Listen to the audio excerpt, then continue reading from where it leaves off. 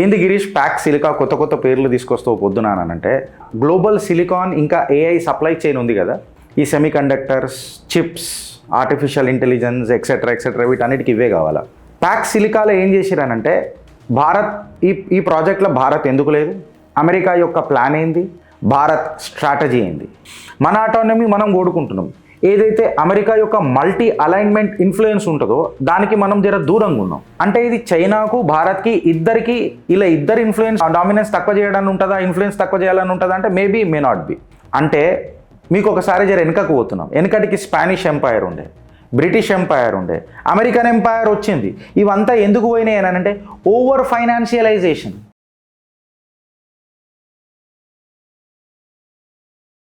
కొత్తగా పేరు అనిపిస్తుంది వచ్చి మీకు ప్యాక్స్ సిలికా. ఏంది గిరీష్ ప్యాక్ సిలికా కొత్త కొత్త పేర్లు తీసుకొస్తావు పొద్దునానంటే బిజినెస్ స్టాండర్డ్ టైమ్స్ ఆఫ్ ఇండియాలో వచ్చిన కథనం ఈరోజు మీ ముంగట పెట్టిన ఫ్రెండ్స్. ప్యాక్ సిలికా ప్రాజెక్ట్ అనంటే కంప్లీట్గా ఒక మన గ్లోబల్ సిలికాన్ ఇంకా ఏఐ సప్లై చైన్ ఉంది కదా, ఈ semi conductors, chips, artificial intelligence etcetera వీటన్నిటికి ఇవే కావాలా. వీటన్నిటికీ ఏ రకంగా ఒక గ్లోబల్ సప్లై చైన్ తయారవుతున్నది, దాన్నే ఆ ప్రాజెక్ట్ పేరు ప్యాక్ సిలికా అని చెప్పి మాట్లాడతారు. ప్యాక్ సిలికాలో ఏం చేసిరానంటే భారత్ ఈ ప్రాజెక్ట్లో భారత్ ఎందుకు లేదు, అమెరికా యొక్క ప్లాన్ ఏంది, భారత్ స్ట్రాటజీ ఏంది, దీని మీద ఇవాళ మన చిట్టా నంబర్ 1 ప్యాక్ సిలికా ప్రాజెక్ట్ అని చెప్పి మనం తీసుకుంటే. అండ్ మోర్ ఓవర్ ఎవరైతే కాంపిటేటివ్ ఎగ్జామ్స్ ప్రిపేర్ అవుతుంటారో వాళ్ళకి ఇది చాలా ఇంపార్టెంట్ ఉంటుంది. ఎందుకంటే ఇప్పుడు మొత్తం ఫ్యూచర్ అంతా ఏఐ. చాలా జాగ్రత్తగా ఉండండి ఫ్రెండ్స్. దేశ భవిష్యత్ ఇప్పుడు దీని మీద ఉన్నది and it is one of the biggest revolution in the whole world. ఈ ప్యాక్ సిలికా గురించి మాట్లాడితే ఇవాళ అసలు భారత్ ఎందుకు లేదు, ఒక స్ట్రాటజిక్ అడ్వాంటేజ్ మనం మిస్ అయినామా, లేకపోతే మనకు ఏమైనా డిసడ్వాంటేజ్ ఉందా భారత్కి అని అనేది ఒక question. Semi conductors, artificial intelligence, critical minerals, digital sovereignty, మళ్ళీ ఇది డామినేట్ చేస్తుంది కదా Girish. So what is Pax Silica? Pax Silica అంటే ఒక అమెరికా యొక్క అటెంప్ట్ దేని మీద అనంటే గ్లోబల్ సిలికాన్ ప్రాజెక్ట్స్ ఏవైతే ఉంటాయో దాన్ని ఇన్ఫ్లుయెన్స్, ఏఐ సప్లై చైన్ని ఇన్ఫ్లుయెన్స్ చేసే ప్రయత్నం చేస్తుంది అమెరికా. ఏ రకంగా ఇప్పుడు అదే డిస్కస్ చేస్తాం. ఇది సెమీ కండక్టర్లని, ఏఐ ఇన్ఫ్రాని, అడ్వాన్స్డ్ ఇంకా మ్యానుఫ్యాక్చర్లను అన్నిటిని కవర్ చేస్తుంది. అయితే ఈ ప్యాక్ సిలికా అనే ప్రాజెక్ట్ ఎందుకు చేసిండ్రు అని అంటే చైనా యొక్క మార్కెట్ షేర్ని కంట్రోల్ చేయనికే. ఎందుకంటే ఒక లయన్ మార్కెట్ షేర్ చైనా తీసుకుంటుంది కాబట్టి, ఒక డామినెంట్ పొజిషన్ చైనా తీసుకుంటుంది కాబట్టి, especially in chips, rare earth and artificial ఇంటెలిజెన్స్లా చైనా యొక్క దూకుడుని కొంచెం తక్కువ చేయనికే ఈ ప్యాక్ సిలికా ప్రాజెక్ట్ అనేది పెట్టిండ్రు. ఎవరెవరు చేసిరు ఈ ప్యాక్ సిలికాల ప్రాజెక్టులలో అంటే అమెరికా ఉన్నది, జపాన్ ఉన్నది, సౌత్ కొరియా ఉన్నది, సింగపూర్ ఉన్నది, నెదర్లాండ్స్ ఉన్నది, యునైటెడ్ కింగ్డమ్ ఉన్నది, ఇజ్రాయెల్ ఉన్నది, ఆస్ట్రేలియా ఉన్నది, యుఏఈ, యునైటెడ్ అరబ్ ఎమిరేట్స్ ఇది కూడా ఉన్నది. ఆబ్జెక్టివ్ ఏందనంటే ఇందులో కంప్లీట్గా ఏదైతే చైనా మీద డిపెండెన్సీ ఉందో లేకపోతే ఇన్ఫ్లుయెన్స్ ఉందో దాన్ని తక్కువ చేయాలా, ఏఐ క్రిటికల్ మినరల్స్లలో మనం లయన్ షేర్ సంపాదించాలా గ్లోబల్ మా సప్లై చైన్లలో. ఇది మొత్తము అమెరికా యొక్క ఈకో సిస్టంలో నడవాలా, అమెరికా యొక్క ఇన్ఫ్లుయెన్స్లో నడవాలా అనేది ప్యాక్ సిలికా ప్రాజెక్ట్. ఎందుకంటే అమెరికా దోస్తులు ఎక్కువ కనబడ్డారు ఇందులో. ఇప్పుడు మన క్వశ్చన్, మన ఇంట్రెస్ట్, భారత్ ఈ ప్యాక్ సిలికాల ఎందుకు లేదు? మళ్ళీ ఇవాళ మొత్తం ఫ్యూచర్ ట్రెండే ఏఐ అంటారు, ఫ్యూచర్ ట్రెండే సెమీ కండక్టర్స్ అంటారు, ఫ్యూచర్ ట్రెండే కంప్లీట్గా గ్లోబల్ ఏఐ సప్లై చైన్ అంటారు. అంత పెద్ద గ్లోబల్ సప్లై చైన్లో భారత్ ఎందుకు లేదు అని చెప్పి మాట్లాడితే ఇది కేవలం భారత్ లేదు అని చెప్పి నేను మొత్తం చెప్పా. భారత్తో ట్రేడ్ అసలే లేదు అని చెప్పి నేను ఏమన్నా, ఎందుకనంటే ఇక్కడ లేదు అని అంటే కంప్లీట్గా సప్లై చైన్లో భారత్ లేదు అని అనడం తప్పు అని చెప్పి నేను మాట్లాడతలే. అమెరికా బిజినెస్ ఎక్స్పర్ట్సే మాట్లాడుతున్నారు. అమెరికా యొక్క కీలకమైన బిజినెస్ సర్కిల్ ఏదైతే ఉందో వాళ్ళు మాట్లాడుతున్నారు. అంటే ఇది భారత్కు ఒక డిప్లొమాటిక్ ఫాలో అవుటా అంటే కాదు, అబ్సల్యూట్లీ కాదు. అయితే ఈ ఎంగేజ్మెంట్ మళ్ళీ అఫీషియల్స్తో మాట్లాడినప్పుడు భారత్ అయితే ఇందులో లేదు కదా అని అంటే యుఎస్ సెక్రటరీ ఏమని మాట్లాడతారంటే ఇండియా ఏఐ ఇంపాక్ట్ సమిట్ అనేది ఖచ్చితంగా మేము ఫిబ్రవరిలో వస్తున్నాము, చర్చ చేస్తాము. ఇప్పుడు మాకు టైం దొరకలేదు, భారత్ బ్యూరోక్రాట్స్ కూడా టైం ఇస్తలేరు. సో ఆబ్వియస్గా ఇది డిస్కస్ అవుతుంది ఫిబ్రవరిలో. సో డోర్ ఓపెన్ ఉందా అని అంటే ఎస్, డోర్ ఓపెన్ ఉంది. గిరీష్ మళ్ళీ ప్రాబ్లం ఏంది, భారత్ ఉందా లేదా అని అంటే భారత్ ఎందుకు లేదు అని అంటే యుఎస్ తన ఇన్ఫ్లుయెన్స్ భారత్ మీద చూపిద్దామని చూస్తుంది. ఈ దేశాలన్నీ ఖచ్చితంగా యుఎస్ చెప్పినట్టే ఇంటాయి. సో ఏదైతే countries core existing semi conductor మ్యానుఫ్యాక్చరింగ్లు ఉన్నాయో, అంటే ఇప్పుడు భారత్ ఇంకా సెమీ కండక్టర్ మ్యానుఫ్యాక్చరింగ్లకు రాలే, అసెంబ్లీ యూనిట్లలో భారత్ ఉన్నది. సెమీ కండక్టర్ మ్యానుఫ్యాక్చరింగ్లలో ఆల్రెడీ ఈ మన United states, Japan, south Korea, Singapore, Netherlands, UK, Israel, Australia వీళ్ళందరూ ఆల్రెడీ మ్యానుఫ్యాక్చరింగ్లోకి దిగిపోయినారు. అంటే ఫ్యాబ్ హెవీ నేషన్స్ అంటారు వీటిని. ఇప్పుడు ఫోకస్ అంతా ఫ్యాబ్ హెవీ నేషన్స్ మీదనే ఉన్నది. ఇండియా ఇంకా ఈ మ్యానుఫ్యాక్చరింగ్ సెక్టర్లకు దిగలే కాబట్టి భారత్ ఇప్పుడే అందులో అడుగు పెట్టలే. సో మేము భారత్ గురించి ఆలోచించలే. బట్ భారత్ యొక్క లెగసీని మేమేం తక్కువ అంచనా వేస్తలేము. ఫిబ్రవరిలో డిస్కషన్స్ ఓపెన్ ఉన్నాయి అని చెప్పి ఒక నో అని చెప్పకుండా ఎస్ అని చెప్పకుండా ఈ గేమ్ని అమెరికా క్లోజ్ చేసే ప్రయత్నం చేసింది. అయితే భారత్కి ప్యాక్ సిలికాకి ఇంపాక్ట్ ఏముంటుంది, మళ్ళీ రియల్ స్టోరీ ఏంది, ఇది మన భారత్కి ఏమన్నా డిస్కంఫర్ట్ క్రియేట్ చేస్తుందా, ఏమన్నా ఇష్యూ క్రియేట్ చేస్తుందా అని చెప్పి మనం మాట్లాడితే భారత్కి పెద్దగా ఫరక్ ఏం పడదు. బికాస్ భారత్ దగ్గర కూడా స్పీడ్ కంట్రోలింగ్ లివర్స్ మన దగ్గర ఉన్నాయి. ఎట్లా అనంటే ఇవాళ భారత్ ఇన్ఫ్లుయెన్స్ కంటే ఎక్కువ, ఒక్కోటి ఇన్ఫ్లుయెన్స్ కంటే ఎక్కువ మన స్ట్రాటజిక్ ఇండిపెండెన్స్ అని అంటే మన స్వతంత్రం మనం కోరుకుంటున్నాం, which is called as strategic autonomy. మన అటానమీ మనం కోరుకుంటున్నాం. ఏదైతే అమెరికా యొక్క మల్టీ అలైన్మెంట్ ఇన్ఫ్లుయెన్స్ ఉంటుందో దానికి మనం జర దూరంగా ఉన్నాం.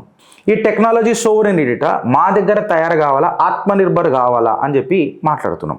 ప్యాక్ సిలికా ఏం చేస్తున్నది అని అంటే అమెరికా ఇన్ఫ్లుయెన్స్లో ఒక పాలసీ హార్మోనైజేషన్ చేస్తుంది. అంటే పాలసీ మొత్తం యుఎస్ డిసైన్ చేస్తుంది, ఎక్స్పోర్ట్ కంట్రోల్స్ అంతా పెద్దన్న పాత్ర పోషిస్తుంది. ఇంకా ఇదంతా ఎవరి కంట్రోల్ ఉంటుంది అంటే యుఎస్ సెంట్రిక్ కాంప్లయన్స్లో ఉండే ప్రయత్నం చేస్తుంది. అయితే భారత్ ఖచ్చితంగా దీన్ని వ్యతిరేకిస్తుంది. కాబట్టి భారత్ ఇనీషియల్గా ఈ ఫ్యాబ్ హెవీ లెగసీలా ఇప్పుడే డైరెక్ట్గా దిగలే. క్రిటికల్ డేటా పాయింట్ మనం తీసుకొని చూస్తే ఫస్ట్ రేర్ అర్త్స్. నువ్వు సెమీ కండక్టర్ చిప్ తయారు చేయాలంటే నీకు కావాల్సింది రేర్ అర్త్ మినరల్స్. ఇవాళ భారత్ ఇంకా చైనా ఈ రెండింటిని కంపేర్ చూస్తే, ఎందుకంటే యుఎస్ ఇన్ఫ్లుయెన్స్ ఏ రకంగా తయారవుతుంది ఇప్పుడు ఈ ప్యాక్ సిలికా ప్రాజెక్ట్లో అంటే చైనా ఒక లయన్ షేర్ని కౌంటర్ చేయడానికే అమెరికా ఈ స్ట్రాటజీ చేసింది. మళ్ళీ అందులో భారత్ని పెట్టిందనంటే ఇప్పటికైతే పెట్టలే. సో అంటే ఇది చైనాకు భారత్కి ఇద్దరికి ఇలా ఇద్దరు ఇన్ఫ్లుయెన్స్ డామినెన్స్ తక్కువ చేయడానికి ఉంటుందా, ఇన్ఫ్లుయెన్స్ తక్కువ చేయాలని ఉంటుందా అంటే maybe may not be. But ఇప్పుడు రేర్ అర్త్స్, ఎందుకంటే నీకు మినరల్ లేకపోతే నువ్వు సెమీ కండక్టర్ తయారు చేయలేవు, సెమీ కండక్టర్ లేదు, చిప్పులు లేకపోతే నీకు artificial intelligence and all this supply chain అంతా డింకా అయిపోతుంది. సో ఈ రేర్ అర్త్స్ దగ్గర వచ్చి మాట్లాడితే Bharat estimated rare earth reserves ఎంత ఉన్నాయి, 482 మిలియన్ టన్స్. చైనా దగ్గర ఎంత ఉంది, 44 మిలియన్ టన్స్. అంటే భారత్ ఇంకా దీన్ని కరెక్ట్గా వాడుడు మొదలెట్టలే. ఇది మనకు డెఫిషియన్సీ అసలే కాదు, మనకు సెట్ బ్యాక్ అసలే కాదు. అంటే నువ్వు డొమెస్టిక్ మ్యానుఫ్యాక్చరింగ్ మీద జర గట్టిగా ఆలోచిస్తే నేను ఎందుకు తయారు చేయొద్దు, బికాస్ మెటీరియల్ నీ దగ్గరనే దొరుకుతున్నది, రేపు ఎవడైనా సరే నీ దగ్గరికి రావాలా. సో నా దగ్గర దొరుకుతున్నప్పుడు నేను ఆత్మనిర్భర్ అయిపోతే నేను డిసైడ్ చేస్తా కదా మోనోపోలీ అనే ఆలోచన భారత్ సర్కార్ డిజైన్ చేస్తుంది. సో ఆబ్వియస్గా ఇప్పుడు ఎవడైతే వీడు ఏకఛత్రాధిపతం చేస్తాడో వాడిని పక్కకు పెట్టుడు కరెక్టా, లేకపోతే చేతులు కలిపి ముంగడికి పోవుడు కరెక్టా? ఇప్పుడు ఒకటి మీరు కీలకంగా ఆలోచించాలా. ఏందనంటే వెనకటికి మొన్న లీడర్ ఆఫ్ ది అపోజిషన్ జర్మనీకి పోయి ఏమని అన్నాడండి, ఇండియాలో మ్యానుఫ్యాక్చరింగ్ యూనిట్ లేదు, అది లేదు, ఇది లేదు అన్నాడు.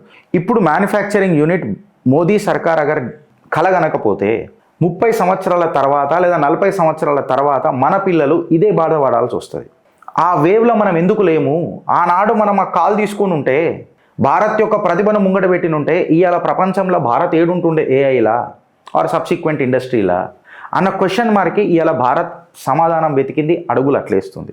సో నీకు రేర్ అర్త్ మినరల్ దొరకలేదు అని అంటే నీకు చిప్పులు కావు అని అంటే ఏఐ కాదు. ఇవన్నీ ఏడా దొరుకుతాయి అని అంటే 480 మిలియన్ టన్స్ రిజర్వ్స్ భారత్లో ఉన్నాయి. సో డామినెన్స్ భారత్కు ఉందా లేదా? ఎవడు ఏ పాలసీ ఏది తీసుకొచ్చినా వాడు ఖచ్చితంగా నీ దగ్గరికి రావాలన్నా వద్దా? ఇప్పుడు క్రిటికల్ డేటా పాయింట్ 2 కాడికి వద్దాం. సెమీ కండక్టర్లు చేయాలా? ఇండియన్ సెమీ కండక్టర్ మిషన్ కాడికి తీసుకొని చూస్తే డాట్స్ కనెక్ట్ చేసుకుంటారండి. నేను చెప్తున్నది ఫస్ట్ మినరల్ రిజర్వ్స్ చెప్పిన, ఇప్పుడు మన సెమీ కండక్టర్లు తయారు చేయాలి. సెమీ కండక్టర్లు తయారు చేయాలంటే ఫస్ట్ నీకు కావాల్సింది ఏంది? రొక్కం, మూలం, ధనం, బడ్జెట్.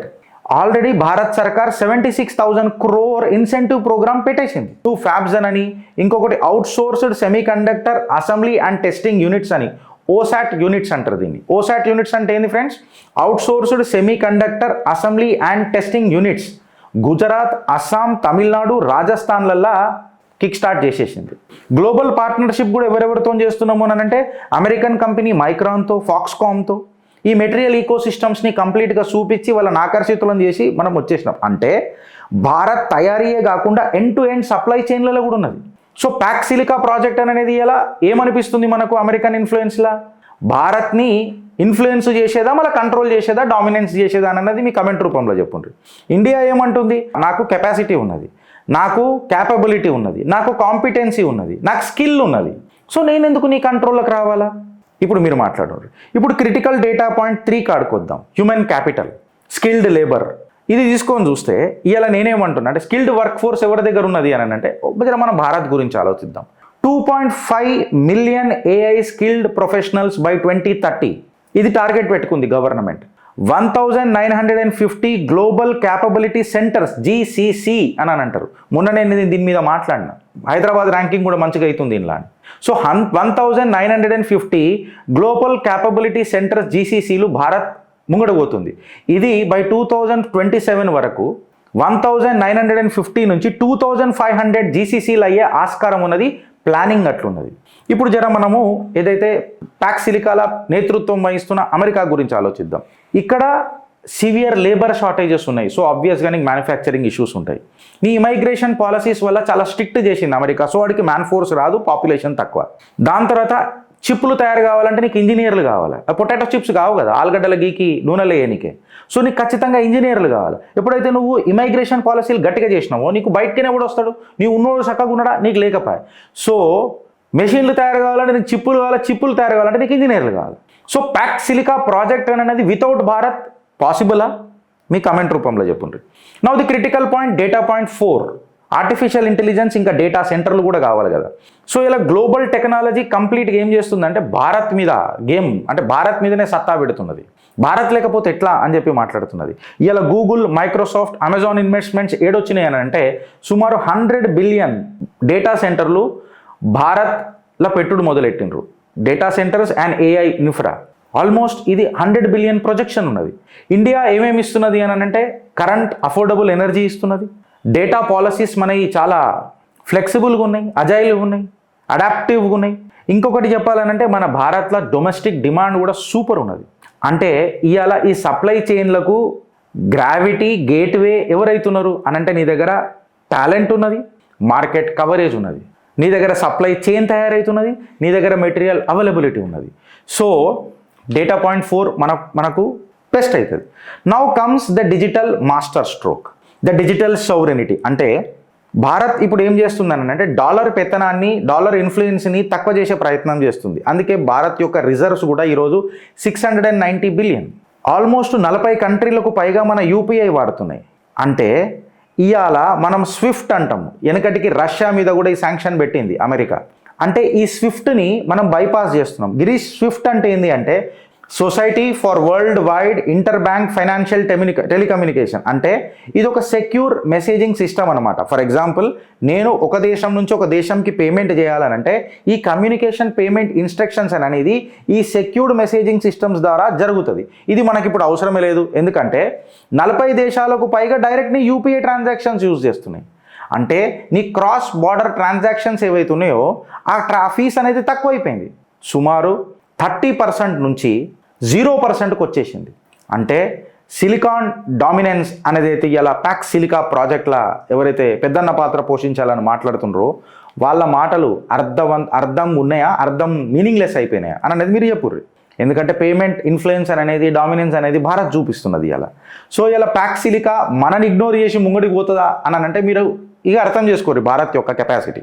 ప్యాక్ సిలికా స్ట్రగుల్ ఏడదాకా ఉంటుంది, మళ్ళీ దాని స్ట్రెంగ్త్ ఏముంటుంది, దాని వీక్నెస్ ఏముంటుంది, దాని థ్రెట్స్ ఏముంటాయి అని చెప్పి మనం ఆలోచిస్తే ఇవాళ ప్యాక్ సిలికా ప్రాజెక్ట్ భారత్ని పేరు పెట్టకుండా వాళ్ళు స్కిల్డ్ వర్క్ ఫోర్స్ని పరిగణనలోకి తీసుకోలే, కన్జ్యూమర్ మార్కెట్ యొక్క భారత్ని ఇంకా తీసుకోలే, రిసోర్స్ మినరల్ బేస్ భారత్దే ఎక్కువ ఉంది కాబట్టి దాన్ని పరిగణనలోకి తీసుకోలే. అంటే ఇవాళ అమెరికా యొక్క వీక్నెస్ స్వాట్ అనాలిసిస్లో క్లియర్ కట్గా కనబడుతున్నది. Strength, weakness, opportunity and threats అనేది ఒక 4 క్వాడ్రెంట్స్లో మనం వేసుకొని చూస్తే మళ్ళీ అమెరికా ఇండస్ట్రియలైజేషన్ కెపాసిటీ ఎట్లా పెంచుతుంది, మళ్ళీ అమెరికా యొక్క ఇండస్ట్రియలైజేషన్ పాలసీ దీనికి డైరెక్ట్గా వీక్నెస్ అవుతుంది కదా. అమెరికా యొక్క అప్పు దాన్ని కుప్పగూలుస్తుంది కదా. మళ్ళీ సప్లై చైన్ అనేది ఎప్పుడైతే స్కిల్ ఫోర్స్ లేదో, బడ్జెట్ కన్స్టెంట్స్ ఉన్నాయో ట్రస్ట్ డెఫిషియట్ అవుతుంది కదా, ఫైనాన్షియల్ డెఫిషియట్ అవుతుంది కదా. అంటే మీకు ఒకసారి వెనకకు పోతున్నాం. వెనకటికి స్పానిష్ ఎంపైర్ ఉండే, బ్రిటిష్ ఎంపైర్ ఉండే, అమెరికన్ ఎంపైర్ వచ్చింది. ఇవంతా ఎందుకు పోయినాయి అని అంటే over financialization, too much of డెప్ట్, ప్రొడక్షన్ లాస్. నువ్వు టూ మచ్ ఆఫ్ ప్రొడక్షన్ చేసేస్తే దాని తర్వాత తక్కువ చేస్తే ఏమైపోతుంది. అందుకే జాపనీస్ది ఒక కాన్సెప్ట్ ఉంటుంది ఫ్రెండ్స్, దాన్నే ఇంగ్లీష్లో టిమ్ వుడ్ అంటారు. మీరు గూగుల్ చేసుకోండి. ఇప్పుడు నేను చెప్పుకుంటూ కూర్చుంటే దాని ప్రాబ్లం అవుతుంది. బికాస్ మేము ఆటోమొబైల్ ఇంజనీరింగ్ చేసినాము and I belong to sales and marketing and after sales guy. మేము సర్వీస్ అండ్ మెయింటెనెన్స్లు ఉంటుండే కార్స్లలో కాబట్టి మినిమం వేస్టేజ్ అని చెప్పి మాట్లాడతారు. సో ఈ టిమ్ వుడ్ ఓవర్ ప్రొడక్షన్ చేసినా, నీ ఓవర్ ప్రొడక్టివిటీ పెంచినా, వేస్టేజ్ ఎక్కువైనా, మూమెంట్ ఎక్కువ ఉన్నా, ఇన్వెంటరీ ఎక్కువ ఉన్నా, ఇన్వెస్ట్మెంట్ ఎక్కువ ఉన్నా, అనవసరమైనవి నీకు కంపెనీ లాస్లలో పోతుంది. తద్వారా నీ క్యాపిటల్ మార్కెట్ అనేది నాశనం అవుతుంది. సో ఈ పెద్ద పెద్ద ఎంపైర్లు, Spanish empire, British empire and American empire ఎందుకు పోతున్నది అని అంటే over financialization and production loss వల్ల. భారత్ యొక్క స్ట్రాటజీ ఏమున్నది అని అంటే ఇవాళ భారత్ దగ్గర రిసోర్సెస్ అనేది ఫుల్ స్టాక్ క్యాపబిలిటీలు ఉన్నాయి. ఇవాళ మనం చెప్పాలని అంటే మన దగ్గర స్కిల్ వర్క్ ఫోర్స్ గట్టిగా ఉన్నది, మన దగ్గర మినరల్స్ ఉన్నాయి, మన దగ్గర టాలెంట్ ఉన్నది, మన దగ్గర జబర్దస్త్ 148 కోట్ల మార్కెట్ ఉన్నది. ఇన్ఫ్యాక్ట్ చెప్పాలంటే మనం స్ట్రాటజికల్గా గట్టిగా ఉన్నాం, టెక్ ట్రీటీస్లలో గట్టిగా ఉన్నాం, ఎక్స్పోర్ట్ స్టాండర్డ్స్లో మనకి జల గట్టిగా ఉన్నాయి. కాకపోతే మనం ఎవడో చెప్పింది వినాం. బికాస్ మన దగ్గర ఇంత సామర్థ్యత ఉన్న తర్వాత వాడెవడో వచ్చి మనకు చెప్తే మనం వింటామా? సో ఇలా భారత్కి ఎంపైర్లు అవసరం లేదు. భారత్కి నిజంగా చెప్పాలనంటే ప్లానింగ్ అవసరం ఉన్నది. ప్యాక్ సిలికాన్ అనేది కేవలం ఒక రియాక్షన్ ఉండొచ్చు అమెరికాది, బట్ ఇలా భారత్ది మాత్రం ఒక ట్రాన్స్ఫర్మేషన్ బయటికి కనబడుతున్నది ప్రపంచంలో. వీ వాంట్ టు ట్రాన్స్ఫార్మ్ అనే ఒక ఐడియా కనిపిస్తున్నది. ఫ్యూచర్ అనేది బీయింగ్ బిల్ట్ అని అంటున్నారు. కాకపోతే భారత్ యొక్క ఫ్యూచర్ని ఎవడు కంట్రోల్ చేయలేడు. భారత్ యొక్క మెటీరియల్స్ భారత్లోనే ఉంటాయి. భారత్ మార్కెట్స్ ప్రపంచాన్ని ఆకర్షితం చేస్తాయి. దానికి ఎవడు పర్మిషన్ అవసరం లేదు అని అన్న ఒక మెసేజ్ ప్రపంచానికి ఇలా భారత్ ఇస్తుంది. భారత్ ఎప్పుడు కూడా ఎవరు కూడా ఎక్కడ కూడా భారత్ని బ్యాక్ ఫుట్లో పెట్టలేరు. Because Bharat is Bharat. Bharat is indispensable and Bharat is Bharat. Bharat మాతాకి జై.